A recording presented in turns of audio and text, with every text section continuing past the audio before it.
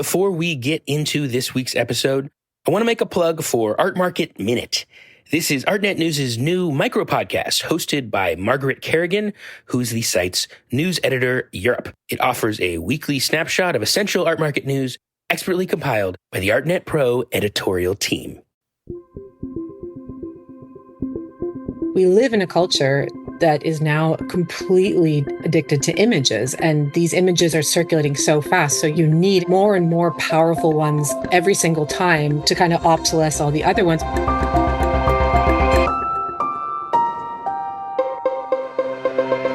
I'm Ben Davis, and this is The Art Angle, a podcast from ArtNet News. It is time once again for our monthly roundup, where we talk about three of the big stories of the month. In the summer, sometimes the art news slows down, but the news has not slowed down at all, of course. And we have three stories that we're going to talk about that are very much about where art and the news collide. Today, we're going to talk about the critical reaction to the instantly famous photo of Donald Trump with his fist raised in the air immediately after the attempted assassination on him 2 weeks ago in Butler, Pennsylvania. A lot of art critics said that this photo was so powerful it could define the race. I had my doubts. Obviously, the news cycle moves very fast. This past weekend, Joe Biden dropped out of the presidential race and endorsed Kamala Harris, and there's a whole new round of uses of the word unprecedented floating around. So we are going to talk about what, if anything, the lasting impact of this photo might be, why it got such a reaction, and what the perils of decoding news images through the lens of art are. Then we're going to talk about the defacement of a goddess statue by the artist Shazia Sikander in Texas, which had been protested as satanic, and the artist's decision to leave it in its damaged form rather than repair it as a statement.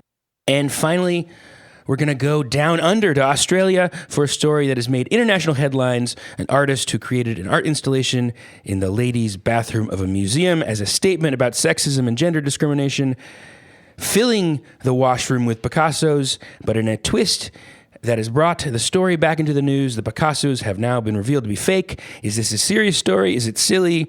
We're going to talk it out. With me to talk about it all is our hardworking news correspondent, Adam Schrader, next to me here in New York. Hello. And as ever, our senior editor and Art Angle co-host, Kate Brown. Kate, where are you right now? I am in Ontario in Canada, but glad to be joining you guys and seeing your faces in New York. On the same time zone for once. Yeah, what a thrill to sense your energy here synced up with us. Adam, you are a relatively new addition, in my mind, to the ArtNet News team. And we're talking, like I said, about the intersection of the art and the news. You come from a real hard news background, right? So maybe introduce yourself. Where do you come from? I have written about crime and politics and breaking news situations for the New York Daily News, New York Post, Daily Mail, The Sun for about a decade. So I've covered a lot of political issues. I've attended a Trump rally. I've attended a Bernie Sanders rally and written about these issues for a while. Fantastic. And have you seen any art lately? What have you been writing about lately? So I have not had a whole lot of time to go see art, but I have written some cool art stories lately that I was proud of and wanted to highlight. I got to interview Futura 2000, which was a big win for me. I've been a fan of his art since before I became an art writer. Pretty important street artist? Is that how you talk about Yeah, him? like one of the most important street artists, because he basically pioneered like abstract graffiti. Like everybody else was doing more representative, figurative stuff, or, just words and that kind of thing. And he, with his like break train, pioneered abstract design. And he's been like equated to like Kandinsky and the way that he composes his work. Did you know the work before you got assigned to that, or was that a dream assignment for you? It was kind of a dream assignment, and I actually know what he looked like. So I went to report on Cause's show at the Warhol Museum, and him and Cause are friends. So he was going there too, and I saw him on the plane there, and I was like a little nervous, like a little bit like starstruck. And I was like, "Hi, hi, how's it going?" And he was like, "Good." And he got on the flight, and then in my head I just kept saying, I'm pretty sure that was Futura. And then later I saw him at the Cause event, and I was like, hey, can I interview you later? And he was like, yeah, that sounds cool. So.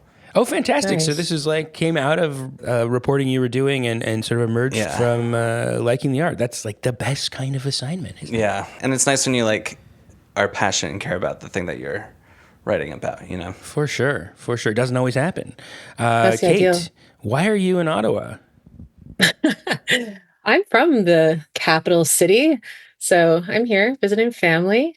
I think I will go see some art because it's the capital. There's the National Gallery of Canada here, and they are the commissioner of the Venice Biennale Canadian Pavilion. So just by chance while I'm here, the Stan Douglas exhibition that we both saw in Venice, not this year, but the year before, is in town. So I'll get to see it again in one location because, as you may recall, it was split between two venues in Venice, which maybe some people didn't find that so successful. So it'll be cool to see it in one venue. Canada gets a do-over. Canada gets a do-over to try and show it in one place. Are you a fan of Douglas? For people who don't know, Stan Douglas, yeah, he's a fascinating conceptual artist, and Canada, especially on the West Coast, has a big legacy of conceptual photographers, and Stan Douglas is, at the forefront Vancouver of that. School, they call that, of photo The Vancouver conceptualism. School, yeah, Ken Lum was among them. So I'm totally a fan. I got to interview him ahead of that biennial, which was great. And what about you, Ben? What have you been up to? Well, not so much art in the galleries that has really moved me, but last night I went to Film Forum here in New York and I saw the film Eno, directed by Gary Hustwit. Have you guys been up on the Eno phenomenon? No, tell us I about haven't it. even heard of it. Okay, so it's about Brian Eno, the musician, producer, who is a personal hero of mine, like maybe one of the 1, 2, 3 creative figures I admire the most. And it's a documentary about his life, but it's also a generative work of art. So every single time you see it, it's a different film. Like it takes a slightly different trip through his life. So I saw it with the art critic Martha Schwendener, who's a musician herself. So she'd already seen it once and she was like, oh yeah, telling me about the parts that were the different and the same. She was like, there's a whole David Bowie sequence about what Brian Eno's music meant to David Bowie when he was recovering from a coke addiction. She was like, that wasn't in the version I saw. This took a whole different path through his life. So genuinely kind of a cool experience that's true to his creative vision. I'm going to see it again on Tuesday. Oh, fantastic. And I recommend people see it. Will you write about it? I think I might. Those who know me will know that I love theme parties. I regularly throw parties that have like some kind of theme or game that hold them together. And I've always loved Brian Eno. Like Spotify tells me that he was my artist of the decade, aspirational figure for bald guys everywhere. And, there's a whole section in the version of Eno I saw talking about his oblique strategies, which are these cards. Each of them has a little like creative challenge that's like find the thing in the song that isn't working and make that the center of the next version you do, or change everything or change nothing. I was like, wow, this is like exactly some kind of activity I would invent. As a matter of fact, it was very close to the activity I was going to invent for the next party that I was going to bring together. So really recommend it. Check it out if it's near you. Every instance of it is historic and won't happen again until it's fixed when they release it. On that lighthearted note, I think we can take a turn into the very, very serious news that we wanted to talk about. In the last couple months, it's kind of hard to focus on the art news because what's going on outside of the art galleries is so transfixing. On July 13th, former President Donald Trump survived an attempt on his life at a rally in Butler, Pennsylvania. This was a huge news event and extremely alarming. But in addition to all the reflections on the actual significance of this event, and unless I'm wrong, I think we still don't know the actual motivation of the person who was behind the shooting.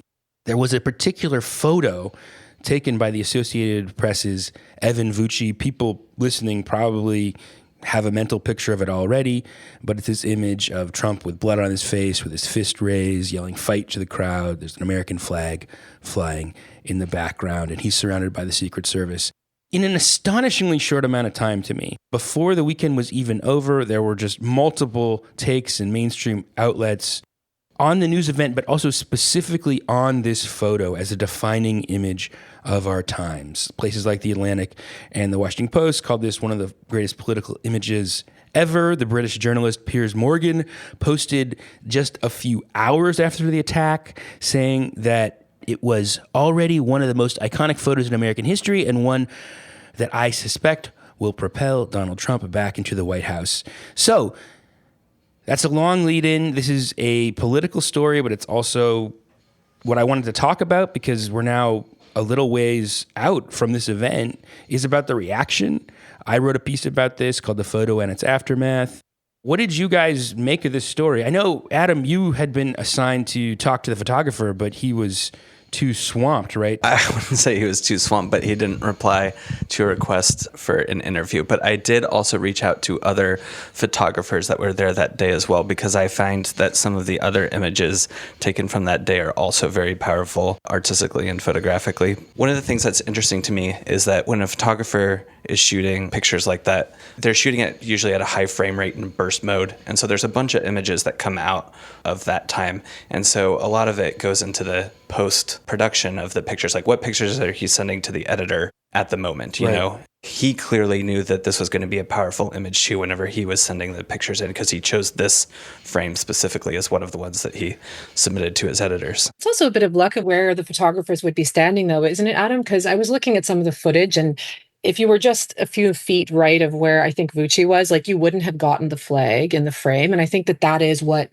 ended up driving this image into its iconic meme status, was that it had this kind of perfect flag hanging above the Secret Service and the former president and the next candidate of the Republican Party. Yeah, I agree, because that's part of like what drew comparisons of it immediately to like the flag raising over Iwo Jima photograph from World War II and stuff like that is a symbol of America, the symbolism of the American flag, the iconic look of the Secret Service agents with their dark sunglasses all looking off in different directions. There was a really good analysis, I think it was by Jerry Gagosian, like that meme account on Instagram, that analyzed like the eye lines of all of the different characters in the photo and how they compare to older paintings from art history. And it's interesting how people were so quick to analyze the artistic merits and the photographic merits of the picture. Yeah, what do you make of that? I mean, immediately people treated this like an artwork. It's obviously a very resonant image in the sense that it looks like other impactful images from the past and it captures a moment. Flood of comparisons to, Liberty leading the people, raising the flag at Iwo Jima, and so on. And also a lot of people saying it's like too good to be true. It's obviously staged and so on. I think it was the morning in Europe when the image came out. But I mean, I immediately also was like, Liberty leading the people, like it's exactly the same kind of setup. But I think what shocked me about the image was that the fascination became about the image. Like in the immediate breaking hours after this happened, everyone was just talking about this picture, and there was very little analysis of what had actually happened and what the implications might be. It was almost like the picture almost trumped the moment itself. You're both Americans, so you're a lot like emotionally closer to this as well. I'm curious what you think. I was talking about this before, and it's like, I don't think that I can recall any image of President Joe Biden having such an iconic look of, victory and survival and resiliency. I think that one of the reasons why the Trump photo resonates with people and why I do think that it will have historical implications is because his followers really identified with the throwing of the fist in the air, with the blood trickling down. Like he's been, quote unquote, like a victim of the Mueller probe. He was a victim of, all of these different things throughout his presidency and aftermath, the Jan 6 hearings, everything like that. They view him as this figure that's able to not just withstand all of this political turmoil, but somebody who can literally survive being shot. I agree with you to a certain extent. I mean, I think it makes a great natural symbol, and that's why people reacted to it so powerfully. I mean, I think there's the aesthetic component, which is that it's like a well-composed work of imagery about a really intense political event. So those two things coming together, obviously it was going to circulate a lot. But, and this is part of what I wrote about in my essay, I think On top of that, there's just what you just talked about, Adam, is that it functions as this kind of natural symbol. They were selling merch of it by the end of the weekend with that image, with the caption. This is, I believe, from the Republican convention.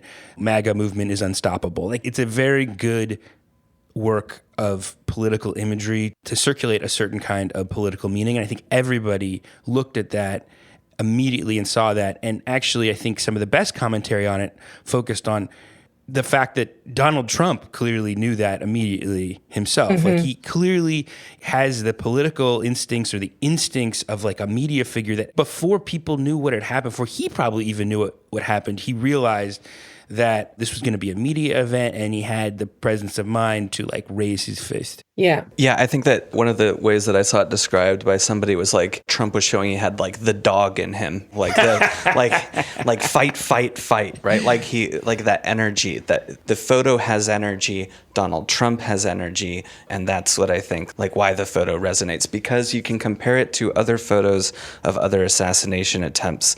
A picture of Lyndon B. Johnson after President Kennedy was assassinated. You can compare it to pictures of Ronald Reagan after the attempt on Ronald Reagan's life. But the Donald Trump one, I think, stands a little bit above those as an image, partly because of how it's composed and partly because of the character of Donald Trump. Yeah, I think that that's exactly it. It's like partially just the luck of having a photographer who caught that moment with sort of formalistic perfection that hits all the notes of a romantic image. You can't even see the audience, so you become the only audience member. It's almost got this like one-to-one moment.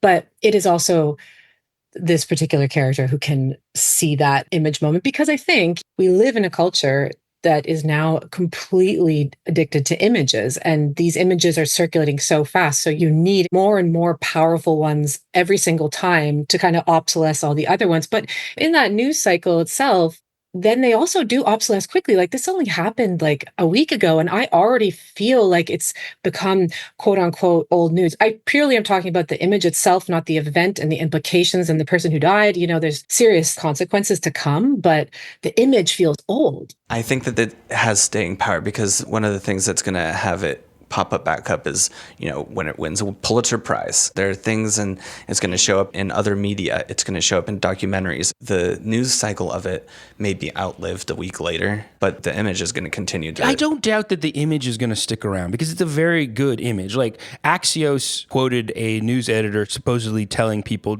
that it's dangerous for publications to be circulating this image because it's such good propaganda for the Trump campaign. And then Fox News picked up on that bullet point and made a whole mini news cycle about that. However, I do want to underline something Kate said, because I want to say I did write an essay about this, but I had some things that I didn't get to say in the essay.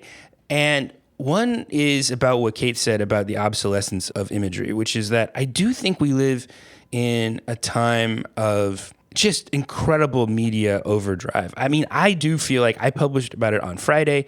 Already by then, it felt like I was way, way, way behind the curve on writing about it. And I was looking for other images that had that kind of iconic impact. And one of the ones I thought of was a photo called Situation Room from 2011 of Obama and staff during the moment of the assassination of Osama bin Laden. It became a big political symbol, was talked about through the lens of the election news cycle. And one of the things looking back at that really struck me is that was an image that was memed, but it was so early in the process of the mainstreaming of that kind of communication that, like, when Wired talked about the memes about it, they literally solicited their audience for memes. They called them Situation Room LOL pics. And it just underscores that in that 13-year period, there's been such a dramatic acceleration of how images move around and how the audience reacts to them, that I do think we don't know how people respond or react to that. And to me, there was something about the sort of the feeding frenzy. I do think it's an unprecedented reaction to an image that is both about how unprecedented history feels, but also about how there's this continuous upping the ante of the way people respond to things instantaneously. And I do feel like it's a little bit irresponsible to say an hour after something happened, what it means for all time. Like literally looking at this image saying, this is a great image, the election's over. I think that's a way of using art history or using the authority of art history and art criticism to like freeze politics in place when so much is happening. Like to say at the same time that we know what history is going to look like, but what is happening now is unprecedented, that's a contradiction. And I'd like to see a little bit more thought about this because even now, over this last weekend, Joe Biden dropped out of the race. There's an entire another titanic news cycle where people are using the words unprecedented again that's happened that has changed the story. But the question is whether an event can get linked up like a molecule with this sort of meme circulation. And Biden pulling out of the race hasn't quite achieved that yet, right? One of the reasons why I think that the Trump picture by Evan Fucci has staying power particularly is because there were obviously other photographs there taken that day. So there's another photo that I really like by Anna Moneymaker of Getty Images, which has Trump photographed through the legs of a Secret Service agent. The artistic merits are there. The legs of the blue pants of the Secret Service agent provide like a Chirosco kind of effect. He's like backlit by the sun and the blood's dripping down his face and his hands appear to be like praying for his life. It's very like Renaissance or Baroque in it, and it's a powerful image, but it's forgettable. I mean, compared to the other one. Like there were thousands of pictures taken that day and we're talking about one picture. It's not that I don't think the image has staying power. I think it does. I mean, I think it has resonance. That's why people want to read it in relationship to different artworks. But I mean, I just think that there's a collapse of its aesthetic resonance into a kind of political resonance. And I just think political images change meaning really fast. One of the reasons Trump is a product of an image environment that moves really fast. They were saying the same kind of things about his mugshot a couple of months ago. There's an unprecedented image. It'll be the image that defines the world. And the meaning of that very quickly reversed. Like people were like, this is an image of disgrace. Very quickly people claimed it as an image of power and something to be proud of. I just think images can change. I think people telescope a little bit what something means in relationship to how you feel now into what it's going to mean in the future. The other example I was thinking of was the mission accomplished image of George W. Bush during the Iraq War, which people described at the time as the mother of all presidential photo ops. You know, it was incredibly precisely staged. It was talked about as an image in the election cycle and very quickly changed meaning. I mean, almost immediately. By a couple months later, it was a stone around their necks. People were bickering about who was responsible for it because it seemed like such a bad thing. Now, the Trump image is a very different kind of image because it's of a real news event. I just think genuinely that one of the lessons of art history is that things change meaning in relationship to new circumstances. And people who do not like Donald Trump are telescoping a sense of political despair about the political situation as it stands into granting this photo a huge power on its own. That's my take.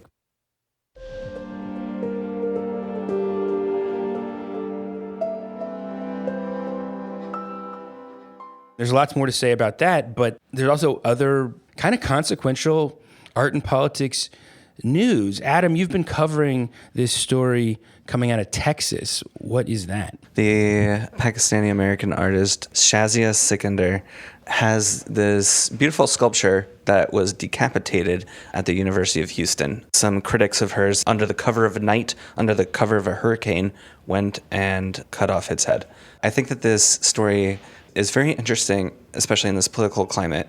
First of all, the sculpture is commentary about women and justice, how the justice system affects women at large. But critics have taken it to be a satanic sculpture because the female figure has like ram's horns, which they view as being satanic and view it as being pro-abortion because the sculpture also has a special collar that was also worn by the late Supreme Court Justice Ruth Bader Ginsburg. It's a powerful sculpture, and people critical of abortion rights and stuff like that went and protested against it. The university police did release surveillance footage that showed people going and cutting it down. And then we do have video posted by the artist on her Instagram account in which somebody had recorded protesters that had been critical of it in the days before. Yeah, I mean, they had to cancel a talk with her and the opening, I believe, because there was an active protest against it by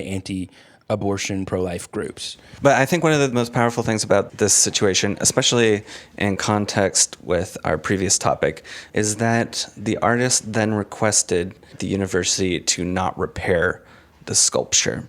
And so the image of it decapitated has sort of inadvertently also become like a symbolic political statement about the culture wars in America right now.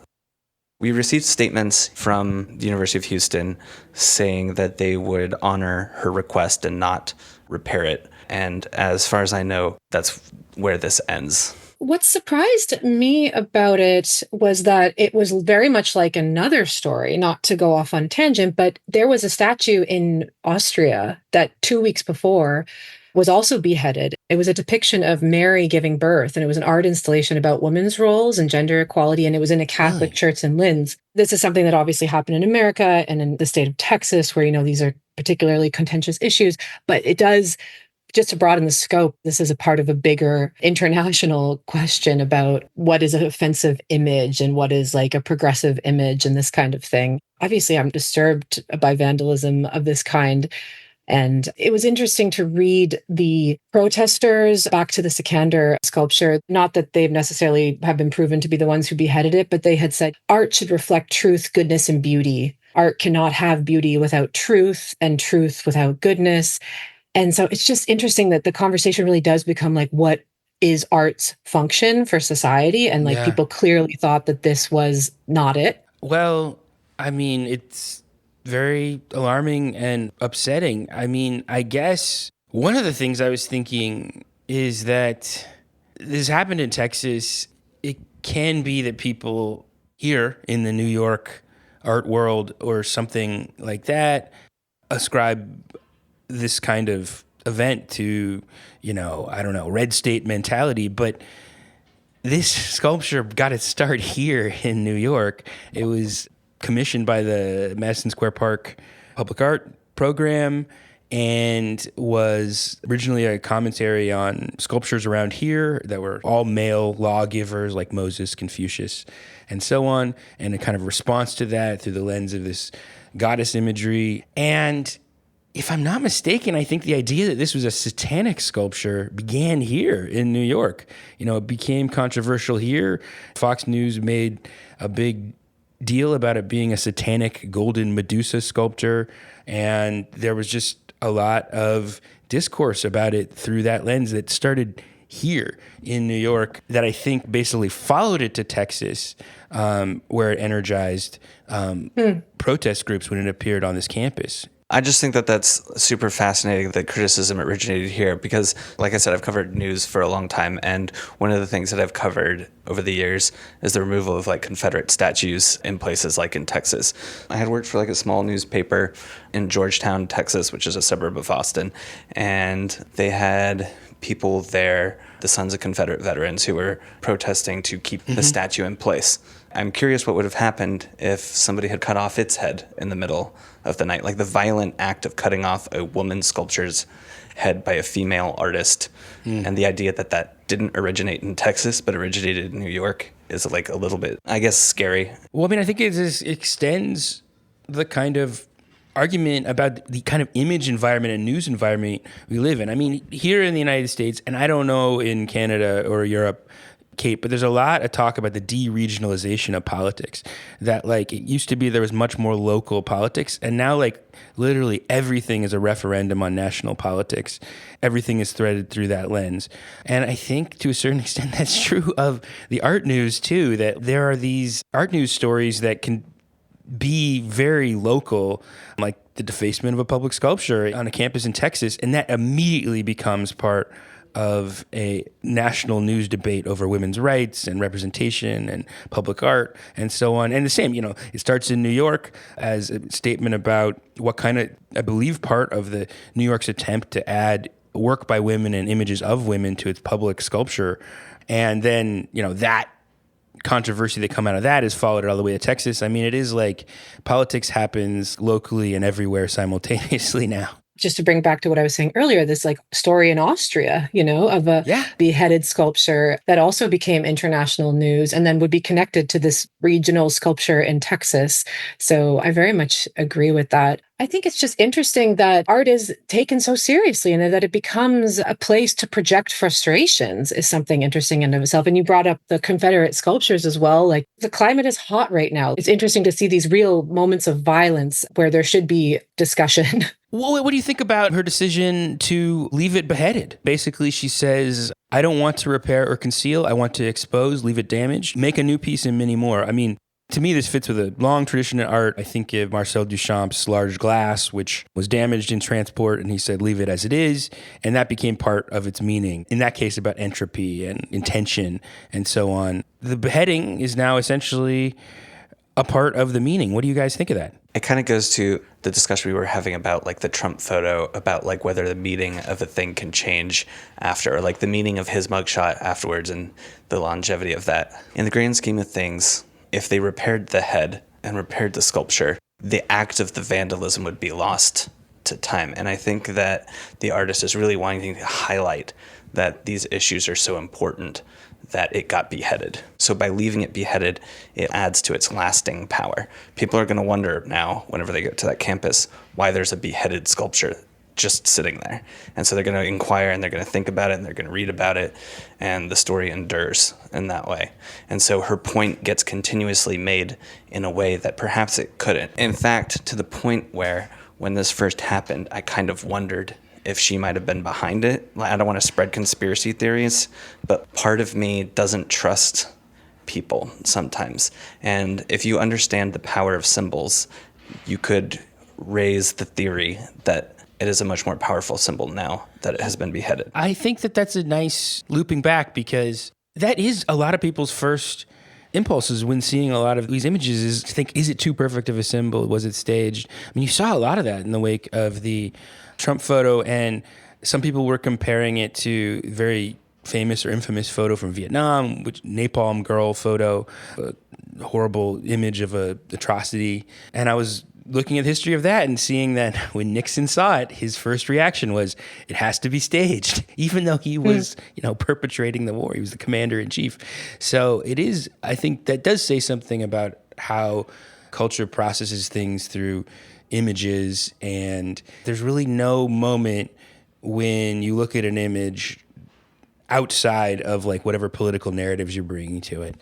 I would say with the Napalm Girl image, that is a different image in a different time where I feel like there were some questions raised about it, but generally it was from a time period where people tended to believe the photography that they saw. And I think that what is really different about the beheading of the sculpture and the Trump photos, that we live in a time where there's so little trust in anything that we're seeing. And at the same time, a highly sophisticated public to what goes viral. So you have this simultaneous where everyone sort of becomes a photographer or a publisher. And I think that confluence is what makes these kinds of moments particularly powerful. If you want to be really bleak about it, I mean, I think beheading the sculpture is a particularly kind of media gesture. It's a particular kind of like meant to send a certain kind of message as it circulates as a news story and as an image. I mean, it's just no toppling of the statue of Saddam. I just want to make the point that if we allow like the beheadings of sculptures like this, then we also need to allow the removal of Confederate monuments, the removal of dictatorial leaders. You get into a debate about like free speech absolutism. If one of them's prohibited, like let's say we criticize the beheading of this statue, then we need to criticize all actions like it. Sure. I mean, I unfortunately, I don't think there's much of a we to draw on anymore. I think that there's genuinely, unfortunately, not much of a sense of a we. On that bleak note, I think we should move on to another story that is less bleak. I don't know.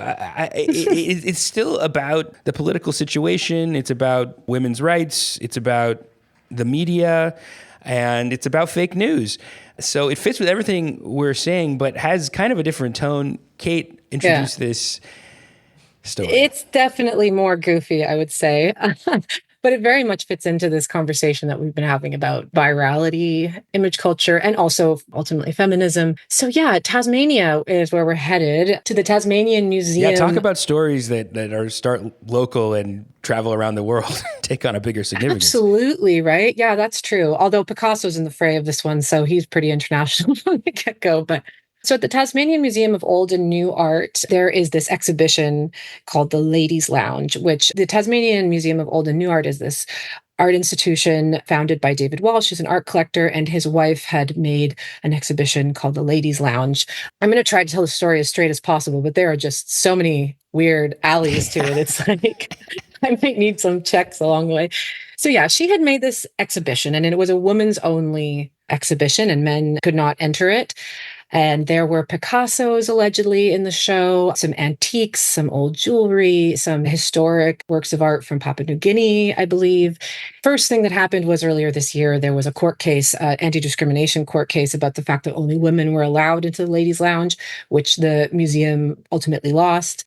So the artist and curator behind this, Kirsha Kacelli, moved the Picassos into the women's toilet of the exhibition so that there was still, as far as I understand, technically a ladies' lounge. But this elevated it, as we've been talking about, from the sort of regional space to the international space. And then suddenly people started paying attention to these Picassos in the bathroom. And it turns out that none of them are real. So it's obviously like a social commentary on one level, and then it's sort of like a multi-layered prank. That's the gist. Curious what you guys' reactions were to this story. Oh boy, I wasn't following this story until we decided that we had to talk about it. And I am not a fan of this artwork. Maybe it's because really, genuinely, it is being juxtaposed in my mind with the Shazia Sikander story, which is like really consequential and about the generation of women's rights and the very scary state that these questions around feminism and sexism are in our time. And I don't know if I'm reading those sense into this Australian story, which we were just talking about, the collapse of context. But this seems like such a glib way, this ladies' lounge thing, to address a serious thing in this moment. And look, I've been to the Museum of Old and New Art. It is a great museum. It has extremely weird art, weird contemporary art. But it is the product of a huge ego, David Walsh, clearly so. And one of the images that I remember from being there is when you roll up to the museum, there are 2 parking spots in front of the museum, and one says God, that's a parking spot for him, and then next to it is another one that says God's wife, and that's for his wife, who is the artist behind this piece. So to me, it's like, this seems like rich lady art to me. I mean, It genuinely does. It seems to be designed to have this cheeky effect at a moment when it's like, of course, you're just going to inflame the worst impulses in people. I think the intent of the humor, keeping it secret for women as a concept, is funny and smart. But I think that it would have been much more powerful if it had actual Picassos. And the fact that the Picassos are fake, it feels like they're just playing a trick on everybody. Nobody's in on the joke, you know? Yeah, or it was just like all a news setup in order to get some PR for this artist. Yeah, generate a little bit of publicity. I honestly do not care that much about this story, though. Like, I saw it and I was like, I read like the first couple paragraphs, honestly. I think it's actually really resonant. Like, I mean, we're talking all about the news, how images circulate, what the stakes are of that conversation right now. Those are useful comparisons. So in the context of the statement that show is making, I think that it addresses themes other artists are also exploring. So like Adam Heimbach, a painter who also does performance art, did a show that I wrote about earlier this year where he was going to lie in state on a slab inside of the gallery for a month and not leave.